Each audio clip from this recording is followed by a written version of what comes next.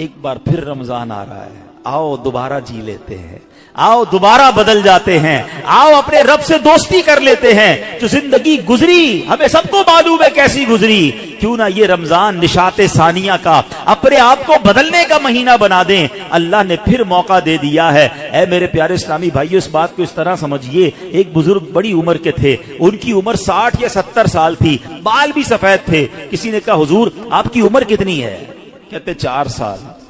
حضور کیوں مذاق کر رہے ہیں، اتنی بڑی عمر ہے، آپ کے تو اپنے پوتے پوتیاں ہوں گی، آپ کہہ رہے ہیں 4 سال عمر ہے۔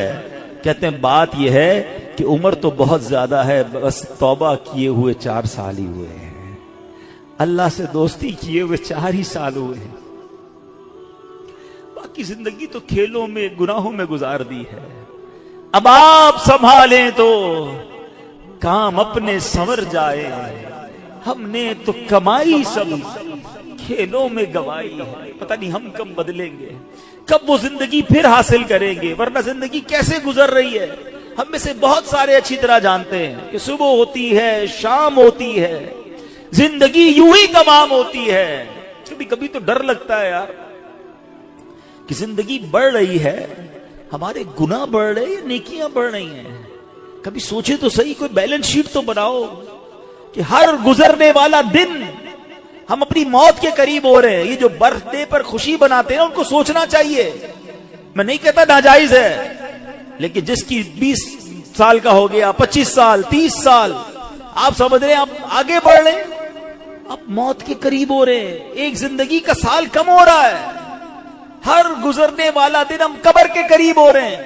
عقل کیا کہتی ہے کہ جو قبر کے جتنا قریب ہوتا جائے اسے نیکیاں اور بڑھانی چاہیے، مگر ہمارا تو ماجرا ہی الگ ہے۔ اعلیٰ حضرت کہتے ہیں نا، نفس یہ کیا ظلم ہے جب دیکھو تازہ جرم ہے، نفس یہ کیا ظلم ہے جب دیکھو تازہ جرم ہے، نہ تمہاں کے سر پہ اتنا بوجھ بھاری، واہ واہ، روز جرم، روز گناہ، روز خطائیں، ہمارا بنے گا کیا؟ تو کتنی کمال کی بات اس بزرگ نے کہی کہ میری عمر تو 4 سال ہے، کیونکہ اس سے پہلے والی زندگی تو میں شمار ہی نہیں کرتا ہوں، توبہ کی ہے، نمازیں شروع کر دی ہیں، اللہ کو راضی کرنے والے کام شروع کیے، یہی میری اصل زندگی ہے۔ تو اے میرے پیارے اسلامی بھائیوں، کاش ہمیں یہ بات سمجھ آ جائے اور ہم توبہ کرنے والے بن جائیں۔ اللہ پاک کے نبی حضرت عیسیٰ علیہ نبینا علیہ الصلوۃ والسلام کا فرمان ہے، لن یلج ملکوت السماوات من لم یولد مرتین، یعنی جو بندہ 2 مرتبہ پیدا نہیں ہوتا وہ آسمانی بادشاہت میں داخل نہیں ہو سکتا۔ یہ بزرگوں کے اقوال ملتے ہیں کہ دوسری زندگی کب ملی تمہیں؟ توبہ کے بعد والی زندگی، اللہ سے دوستی والی زندگی۔ اے شراب پینے والو، اے نماز قضا کرنے والو، اے حرام کام کرنے والو، اے چھپ چھپ کر گناہ کرنے والو، اے چوری کرنے والو، اے ڈاکہ ڈالنے والو، اے ماں باپ کو ستانے والو، کب تک گناہ کرو گے؟ آؤ وہ مہینہ آ رہا ہے جس مہینے میں ہمیں رب سے دوستی کرنی ہے، جس مہینے میں ہمارے دشمن، ارے ہمیں بہکاتا کون ہے؟ ابلیس نا، شیطان، اسی شیطان کو تو رمضان میں بند کر دیا جاتا ہے۔ کتنا ہمارے لیے کام آسان ہو گیا، بہکانے والا ہی بند ہے۔ اب تو توبہ کر لو، اب تو رب سے دوستی کر لو، اب تو اپنی لائف کو ریوائیو کر کے نشاط ثانیہ ایک نئی زندگی حاصل کر لو کہ چلو اس رمضان سے پہلے والی زندگی دوسری، اور اب زندگی الگ ہے، اب اللہ کی رضا والی زندگی، اب سجدوں والی، اب نماز والی، اب حلال والی زندگی ہوگی۔ آپ نے 2 صحابی کے واقعات سنے، 1 سال زندہ رہے زیادہ، وہ شہید سے آگے بڑھ گئے کیونکہ وہ 1 سال انہوں نے سجدوں میں، نمازوں میں، روزوں میں گزارا۔ ہمارا ہر سال ہمارے نہ جانے کتنے گناہوں میں اضافہ کرتا ہوگا، ہمیں یہ غور کرنا چاہیے۔ کاش اب زندگی کو بدلنے میں کامیاب ہو جائیں۔ حدیث پاک میں فرمایا، ان لکل شیء بابا وان باب العبادۃ الصیام، بے شک ہر چیز کا دروازہ ہوتا ہے اور روزہ عبادت کا دروازہ ہے۔ تو اے میرے پیارے اسلامی بھائیوں، کاش ہم روزے کی اہمیت کو سمجھیں۔ ہمارا ایک اور بڑا پرابلم ہے، ہم نے روزے کا نام بس بھوکا پیاسا رہنے کو سمجھ لیا ہے۔ لوگ جناب، ہمارے یہاں تو ایسے بھی لوگ پائے جاتے ہیں، بات آپ کو عجیب لگے گی۔ میں بہت چھوٹا تھا، ہمارے علاقے میں جب لوگ ساری رات جاگتے ہیں تو ایک صاحب کے بارے میں کسی نے عذرائے مذاق کہا کہ یہ صاحب بھونپو تو بھونپو روزہ رکھتے ہیں۔ میں نے کہا یہ کون سا روزہ ہوتا ہے؟ ہم جب چھوٹے تھے اب تو پتہ نہیں وہ سائرن بجتے ہیں، بھوپو کہتے تھے اس کو، سحری کا سائرن تو افطار کا سائرن. میں نے کہا یہ کون سا روزہ ہے؟ کہ ساری رات جاگتے ہیں، سحری کر کے سو جاتے ہیں اور اب افطار میں جا کے اٹھتے ہیں. نہ ظہر پڑی نہ عصر پڑی، مغرب کا بھی پتہ نہیں ہے، یہ کون سا روزہ ہے؟ صرف کیا بھوکا پیاسا ہی رہنا ہے؟ فلمیں ڈرامے دیکھ رہے ہیں لوگ، موبائل پہ گیمز چل رہی ہیں، میوزک چل رہا ہے. ہم کیوں رمضان کی نہیں سمجھ رہے؟ روزہ کس چیز کا نام ہے؟ دیکھو یہ کیسے بندے کو پلٹا دیتا ہے اگر صدق کے دل کے ساتھ روزہ رکھا جائے. حضرت شیخ ابو بکر شبلی کا واقعہ سنیے گا، 3 صدی کے بزرگ ہیں. کہتے ہیں اپنی زندگی کا ایک حیرت انگیز واقعہ بیان کیا آپ نے. ایک مرتبہ ایک قافلے کے ساتھ میں ملک شام جا رہا تھا تو کہتے ہیں کہ راستے میں اچانک ڈاکوؤں کی جماعت نے ہمارے قافلے پر اٹیک کیا اور قافلے والوں کا ساز و سامان لوٹ کر اپنے سردار کے سامنے ڈھیر کر دیا. جانچ پڑتال کرنے لگے، ایک شخص کے سامان سے بہت ساری شکر اور بادام نکلے. ڈاکو تو ڈاکو ہوتے ہیں. انہوں نے جناب کہا چلو مال بھی ملا اور کھانا بھی ملا، تو سب نے شکر اور بادام کھانا شروع کر دی. مگر میں نے دیکھا کہ ڈاکوؤں کا سردار کھا نہیں رہا کچھ. تو شیخ ابو بکر شبلی کہتے ہیں بھائی تم کیوں نہیں کھا رہے؟ لوٹ تو لیا ہے، سب کھا رہے، تم خاموش ہو. تو کہتا ہے میرا روزہ ہے. تو شیخ ابو بکر شبلی کہتے ہیں کہ ایک طرف تو لوگوں کا مال لوٹ رہے ہو، لوگوں سے پیسے لوٹ رہے ہو، اور تم روزہ بھی رکھے ہوئے ہو، یہ کیا بات ہوئی؟ تو کیا کہتے ہیں وہ ڈاکوؤں کا سردار کہتا ہے کہ اللہ پاک سے صلح کے لیے کوئی راہ بھی تو باقی رکھنی چاہیے نا.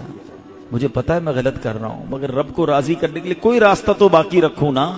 اللہ اکبر. وہ کہتے مجھے تو شیخ ابو بکر شبلی کہتے ہیں میں تو بات بھول گیا، مگر کچھ عرصے کے بعد میں نے مکہ مکرمہ میں اسی ڈاکوؤں کے سردار کو دیکھا. اس کے چہرے پر عبادت کا نور تھا، مجاہدات کی وجہ سے اس کا جسم کمزور پڑ چکا تھا، وہ احرام باندھے طواف کعبہ میں مصروف تھا. اسی حالت میں دیکھ کر مجھے ایک بار پھر حیرت ہوئی.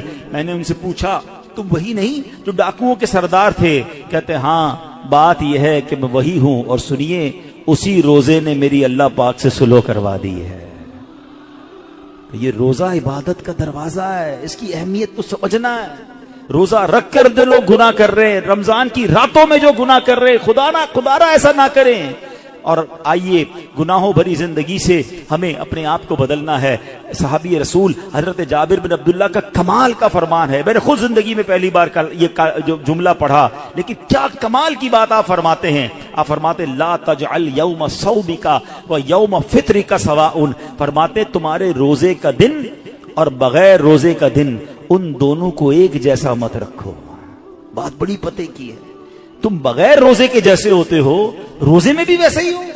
روزے کا دن الگ ہونا چاہیے، اس دن عبادتیں زیادہ ہونی چاہیے، اس دن گناہوں سے بدلنا ہونا چاہیے، اس دن میرے اندر اور تبدیلی آنی چاہیے. کاش آنکھوں کا روزہ ہو کہ میری آنکھیں حرام نہ دیکھیں. کاش زبان کا روزہ ہو کہ میری زبان جھوٹ نہ بولے، کسی کا دل نہ دکھائے. کاش میرے ہاتھ بھی روزے میں ہوں، یہ ہاتھ کسی ظلم کی طرف نہ بڑھیں. کاش میرے پیر بھی روزے والے ہوں، یہ پیر مجھے کسی حرام کے اڈے کی طرف نہ لے جائیں. اللہ کرے کہ صرف بھوکا پیاسا نہیں، ہم اپنے پورے جسم کا روزہ رکھیں، اپنے کردار کا روزہ رکھیں، میری ذات سے کسی کو تکلیف نہ پہنچے. اور سچی بات بتاؤں، روزہ تو بہت سارے لیسن دیتا ہے. تقوی کی بات ہو رہی ہے نا، ایکچولی تقوی کی شاندار پریکٹس بھی ہمیں روزہ کرواتا ہے. مجھے بتائیے جب ہم روزہ رکھتے ہیں اور افطار کا وقت قریب آنے والا ہوتا ہے، لاکھوں کروڑوں لوگ روزہ رکھتے ہیں پوری دنیا میں، اب دیکھیں تو اربوں لوگ روزہ رکھتے ہیں.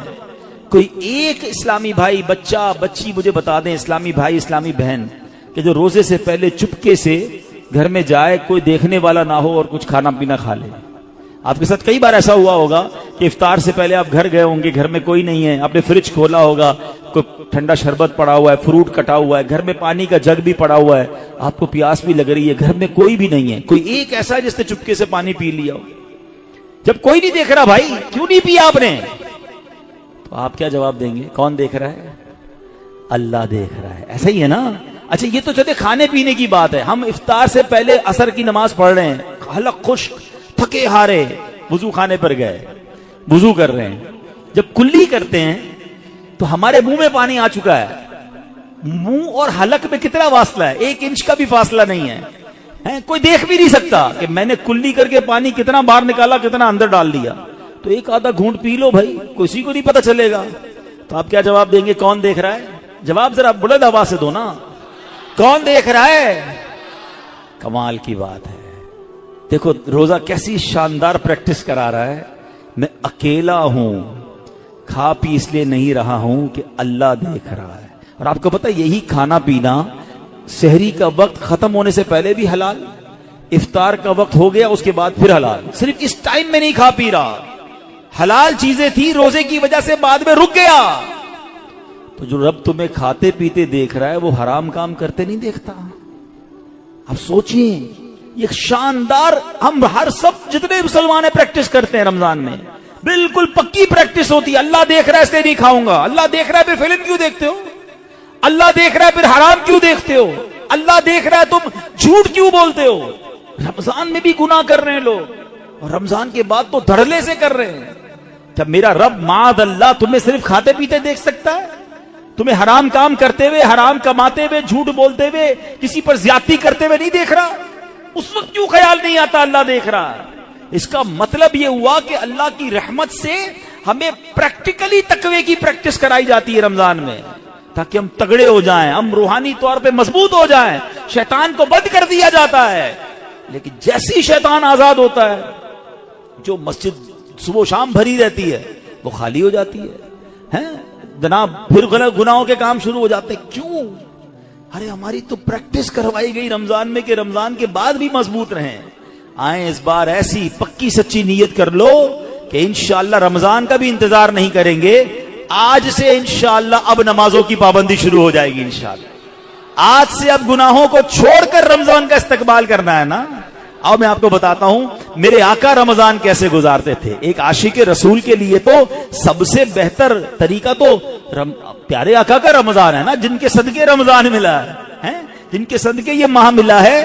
آئیے میں بتاتا ہوں وہ رمضان کیسے گزارتے تھے. سبحان اللہ. اللہ کے پیارے حبیب علیہ الصلوۃ والسلام جب رمضان آتا نا, بی بی عائشہ فرماتی ہے آپ کے چہرے کا رنگ بدل جاتا. اچھا کیوں بدلتا تھا؟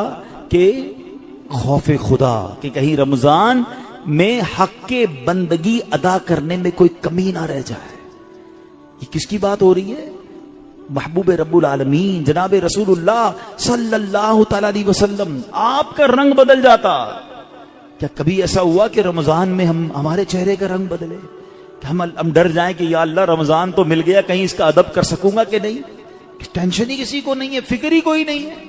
نبی یہ پاک کا یہ انداز تھا. پھر پیارے آقا علیہ الصلوۃ والسلام, اچھا پھر جو رمضان کی بے حرمتی کرتے ہیں نا, جو رمضان کی راتوں میں گناہ کرتے ہیں, ماد اللہ رمضان کی قدر نہیں کرتے, وہ بھی ذرا ایک واقعہ سن لیں. علامہ ابن جوزی رحمۃ اللہ تعالی لکھتے ہیں, اللہ پاک کے آخری نبی رسول مقبول علیہ الصلوۃ والسلام نے فرمایا میرے پاس جبریل امین حاضر ہوئے. عرض کی یا رسول اللہ صلی اللہ تعالی علیہ وسلم, قیامت میں ایک نوجوان کو لایا جائے گا, وہ غمگین ہوگا, رو رہا ہوگا, فرشتے اس کو لوہے کے گرزوں یعنی آئرن راڈ سے اسے ہانک رہے ہوں گے. وہ نوجوان 1000 سال تک الامان الامان پکارتا رہے گا, لیکن اس کو امان نہیں دی جائے گی. پھر اس نوجوان کو 1000 سال کے بعد رب قہار کی بارگاہ میں پیش کیا جائے گا. اللہ پاک فرشتوں کو حکم دے گا کہ اسے منہ کے بل جہنم میں ڈال دو. جبریل امین کا بیان سن کر رسول اکرم صلی اللہ تعالی علیہ وسلم نے فرمایا اے جبریل یہ کون ہوگا؟ عرض کیا حضور وہ آپ کا ایک امتی ہوگا. فرمایا اس کا گناہ کیا ہوگا؟ اس کا گناہ کیا ہوگا؟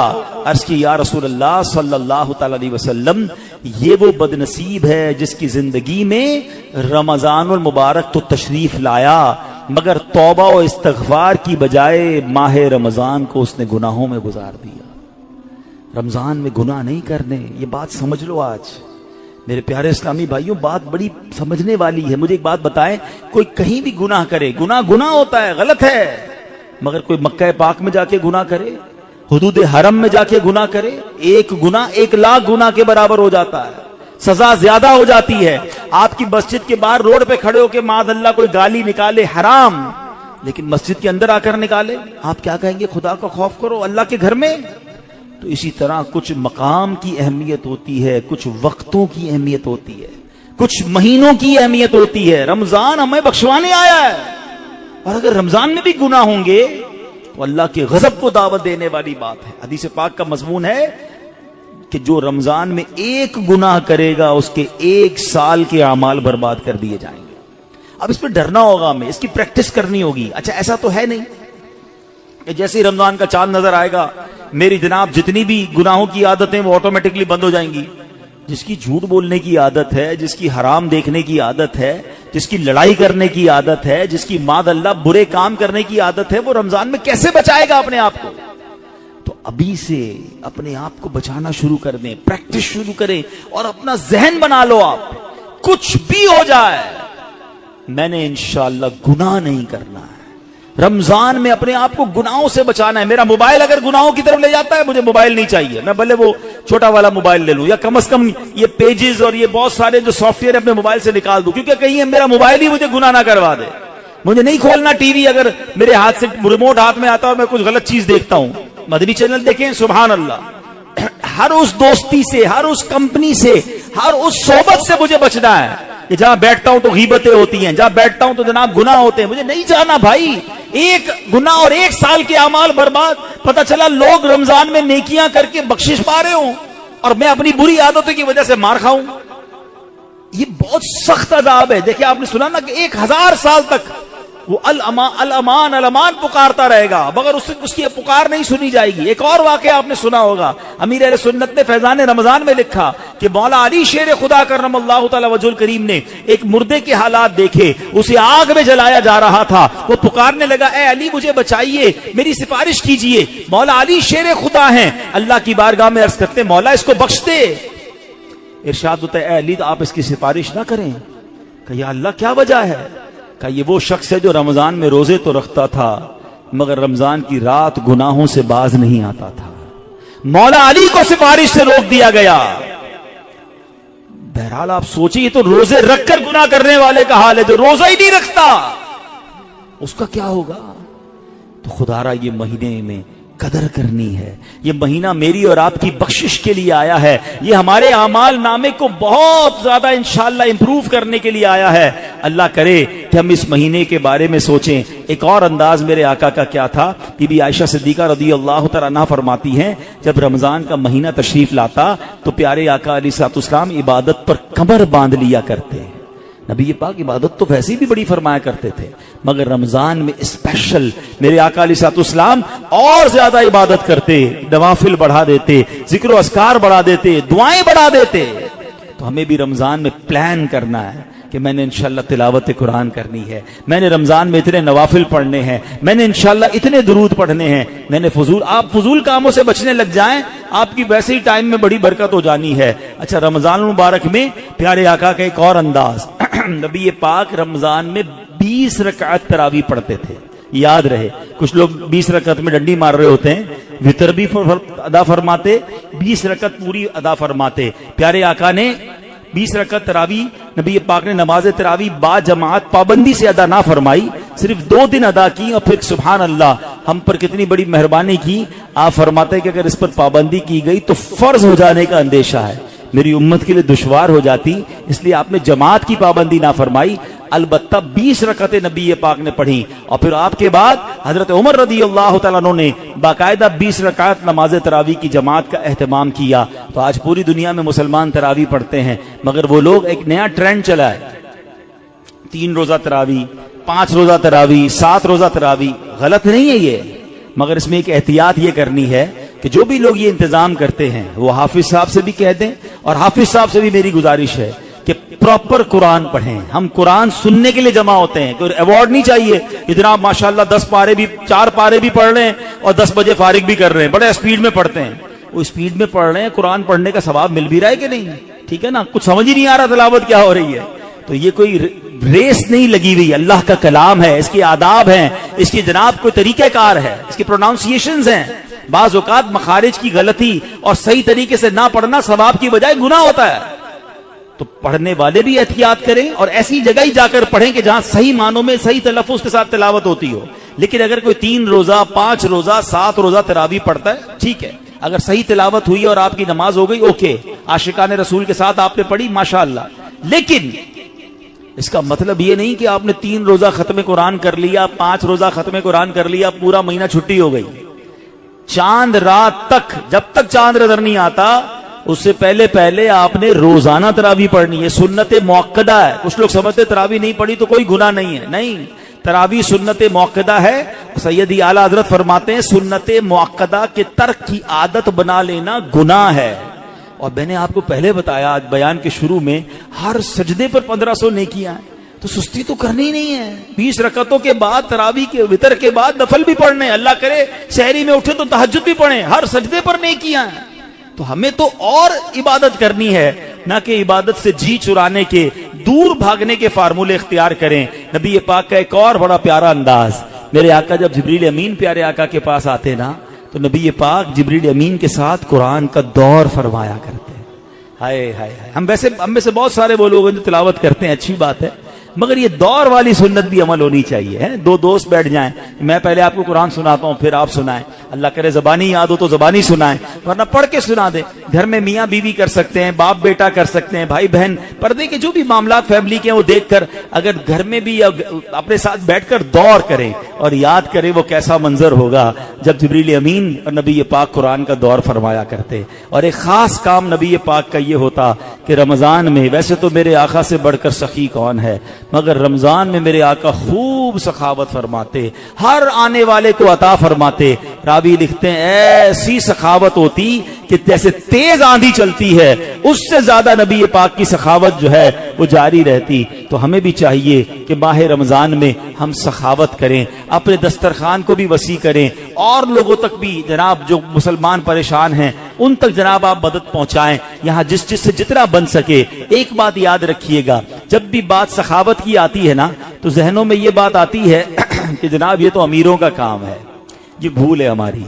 سخاوت جو ہے نا وہ ایکچولی دل کی غنا کا نام ہے. کوئی بے شک 1 روپیہ دے اللہ کی راہ میں, اخلاص کے ساتھ دے, اپنی حیثیت کے مطابق دے رہا ہے, ہو سکتا ہے اس کے 1 روپیہ کسی کے لاکھ روپے سے بڑھ جائے. حدیث پاک میں بھی ہے, ایک حدیث پاک کا مضمون ہے کہ 1 لاکھ سے بڑھ گیا. صحابی نے کہا حضور 1 لاکھ سے کیسے بڑھ گیا؟ تو کچھ اس طرح ارشاد فرمایا کہ ایک شخص آیا جس کے پاس 2 دینار تھے یا 2 درہم تھے, اس نے وہ 1 اللہ کی راہ میں دے دیا, اور ایک آیا جس کے پاس لاکھوں تھے, وہ لاکھوں میں سے اس نے 1 لاکھ دیا. تو بتائیں نا زیادہ بڑا سخی کون ہوا؟ 2 میں سے 1 دے دیا, 50% دے دیا, تو اصل سخی تو وہ ہوا. تو اللہ کی بارگاہ میں دل دیکھا جاتا ہے. یہ نہ دیکھو میں کتنی کوانٹٹی دے رہا ہوں, مگر آپ یہ سوچ لو کہ اپنی حیثیت کے مطابق میں نے سخاوت کرنی ہے. اور ویسے ہی لوگ بڑے پریشان ہیں, یہ دن ہے سخاوت کرنے کے. کسی کا دسترخوان اچھا کر دیں, کسی کی جناب افطاری سحری اچھی کر دیں, کسی کے بچوں کی عید اچھی کر دیں. ہمارا ایک اور بڑا پرابلم ہے کہ بعض اوقات ہم روڈ پر مانگنے والوں کو تو بہت کچھ دے رہے ہوتے ہیں, لیکن گھروں میں لوگ بڑے پریشان ہیں. تو ہمیں سفید پوش لوگوں کو تلاش کر کے, اچھا اب یہ بھی جب کہتا ہوں تو لوگ کہتے ہیں یار سفید پوش کہاں سے ملیں گے؟ بھائی آج کے دور میں جس کی آمدنی 40-50 ہزار سے کم ہے وہ پریشان ہی ہے, وہ ہینڈ ٹو ماؤتھ ہے, اس کا پورا نہیں ہو رہا. اللہ نے اگر کسی کو نوازا ہے تو بن مانگے. ایک بڑا عجیب انداز بھی آج ہو گیا ہے, بھائی کوئی ضرورت ہو تو مانگ لینا. کہاں سے مانگے گا جس نے ساری زندگی جمعے کی نماز پڑھ کے خود ہی کچھ نہ کچھ چندہ دیا تھا, اب اس کے پیسے کم ہو گئے ہیں, وہ کیسے مانگے گا؟ کبھی مانگا ہی نہیں اس نے. اب کیوں کسی کو مانگنے پر مجبور کر رہے ہیں کہ مجھ سے مانگ لینا میں دے دوں گا؟ نہیں, مجھے اور آپ کو رب بن مانگے دے رہا ہے. ہم لوگوں کو کہہ رہے ہیں ہم سے مانگے. ہم خود دیکھ لینا ہمارے ملازمین میں, ہمارے پڑوسیوں میں, ہمارے رشتہ داروں میں جو اس لیول کے لوگ ہیں, اور اگر اللہ نے آپ کو دیا ہے تو بن مانگے دینے کی عادت ڈالیں. خوشی خوشی ان کے گھر پہ سامان بھجوا دیں, راشن بھجوا دیں, کیش بھجوا دیں. ان کے چہرے پہ مسکراہٹ آپ دیکھیے گا. کبھی زندگی میں وہ نہیں مانگیں گے, وہ قرضہ لے لیں گے مگر کبھی کسی سے مانگیں گے نہیں, کیونکہ مانگنا ان کو کبھی آیا ہی نہیں. اللہ ان کو کبھی مانگنے کی نوبت میں نہ لائے, اللہ ہمیں بھی نہ لائے. اللہ سے ہم دعا کرتے ہیں کہ اے مولا ساری زندگی دینے والا بنائی رکھنا, کبھی مانگنے کی نوبت نہ آئے. اللہ ہاتھ اوپر والا عطا فرما, کبھی پھیلانے والا ہاتھ عطا نہ فرما. اللہ کے آگے ہاتھ پھیلائیں گے, اللہ کبھی مخلوق کے سامنے یہ نوبت نہ لائے. لیکن ہمیں بھی یہ خیال رکھنا چاہیے کہ جن کو اللہ نے نوازا ہے وہ اپنے مسلمان بھائیوں کی خیر خواہی کریں. تو بہرحال میرے پیارے اسلامی بھائیوں, باتیں تو بڑی ہوئی کہ ماہ رمضان میں گناہوں سے بچنا ہے, ماہ رمضان میں عبادت کرنی ہے, ماہ رمضان میں تلاوت کرنی ہے, ماہ رمضان کے ایک ایک لمحے کو استعمال کریں. جیسا کہ میں نے کہا کہ افطار کا وقت بڑا مبارک ہے, اس وقت دعائیں کریں. तहज्जुद पढ़ना बड़ा आसान हो जाता है रमजान में। जब भी शहरी के लिए उठे, आप पहले वुजू करके 2 रकत, 8 रकत तक तहज्जुद पढ़ी जा सकती है। 8 पढ़ लें, वरना कम से कम 2 रकत पढ़ें, कुछ देर दुआ करें, खास कबूलियत का वक्त है। और फिर आप सहरी वगैरह घर वाले मिलकर कर लें। और सुभान अल्लाह, पाकिस्तान में तो एक और बड़ी नेमत हमें ये हासिल है कि दावत इस्लामी ने वो कमाल किया जो सदियों पहले से कोई ऐसी बात हमें सुनने को नहीं मिलती। हाँ, मेरे आका अलैहिस्सलाम ने जिंदगी में एक बार पूरे महीने का एहतिकाफ फरमाया था। अल्लाह सलामत रखे मेरे पीरो मुर्शिद को। क्या शानदार तरीका दिया है कि जिससे मुमकिन हो कि मुझे रमजान में गुनाह नहीं करने। जो ये चाहता है कि पूरा रमजान में बरकतों वाला पालूं, तो क्या शानदार फॉर्मूला दिया कि पूरे महीने का एहतिकाफ दावत इस्लामी ने कई सालों से शुरू किया हुआ है। और हजारों हजार इस्लामी भाई दुनिया भर में पूरे महीने के एहतिकाफ में बैठते हैं। और आलमी मदनी मरकज के एहतिकाफ की तो क्या बात है, दुनिया के कितने मुल्कों से लोग आते हैं। और किबला शेख तरीकत अमीर अहले सुन्नत भी वहां जलवा फरमा होते हैं। तो आप में से जिनसे बन पड़े, जिंदगी में कोई एक रमजान तो ऐसा हो कि हम पूरा महीना अल्लाह के घर में बैठ जाएं। और फिर एहतिकाफ की तो क्या शान है। नबी पाक फरमाते हैं, मन इअतकफा ईमानन व एहतिसाबन गुफिर लहू मा तकद्दमा मिन ज़ंबिही। आका फरमाते हैं, जो ईमान की हालत में सवाब हासिल करने के लिए एहतिकाफ करे, उसके पिछले सारे गुनाह मुआफ कर दिए जाते हैं। तो आखिरी अशरे के एहतिकाफ की तो शान ही निराली है। पूरा महीना नहीं तो आखिरी अशरे का एहतिकाफ करें। क्यों? कि एक रात है, हाँ, वो बड़ी कमाल की रात है। कुरान पाक में रमजान का तो जिक्र आया ना, उस रात के लिए तो पूरी सूरत आई है, सूरह कद्र के नाम से। और क्या फरमाया? इन्ना अंज़लनाहु फी लैलतिल क़द्र वमा अदराका मा लैलतुल क़द्र लैलतुल क़द्र खैरुम मिन अल्फि शहर। तुमने क्या जाना लैलतुल क़द्र क्या है? लैलतुल क़द्र 1000 महीनों से बेहतर है। तो ये 1000 महीनों से बेहतर रात कैसे मिलेगी? सुभान अल्लाह, हमारे आका कितने मेहरबान हैं। ये ना फरमाया कि पूरे साल में कभी भी लैलतुल क़द्र आ जाए, पूरा साल ढूंढना पड़ती। ये भी ना फरमाया कि पूरे रमजान में कोई भी रात लैलतुल क़द्र है तलाश करो, पूरा महीना ढूंढना पड़ता। फरमाया रमजान के आखिरी अशरे की 5 ताक रातों में से एक रात लैलतुल क़द्र है, उसे तलाश कर लो। हदीस का मजमून है। तो फिर इसीलिए एहतिकाफ किया जाता है कि 10 दिन अगर हम मस्जिद में हैं तो जो भी रात शब कदर होगी वो हमें हासिल हो जाएगी। तो मुमकिन हो सके तो रमजान के आखिरी अशरे का एहतिकाफ करके लैलतुल क़द्र की बरकतें हासिल करें। रब्बे करीम से फिर दुआ है, ए मौला हमें सेहत के साथ, आफियत के साथ माह रमजान नसीब फरमा, पूरे रोजे रखना नसीब फरमा, पूरी तरावी पढ़ना नसीब फरमा। और जो बख्शे जाएं, अल्लाह उन बख्शे हुओं के सदके हम गुनाहगारों की भी बख्शिश फरमा।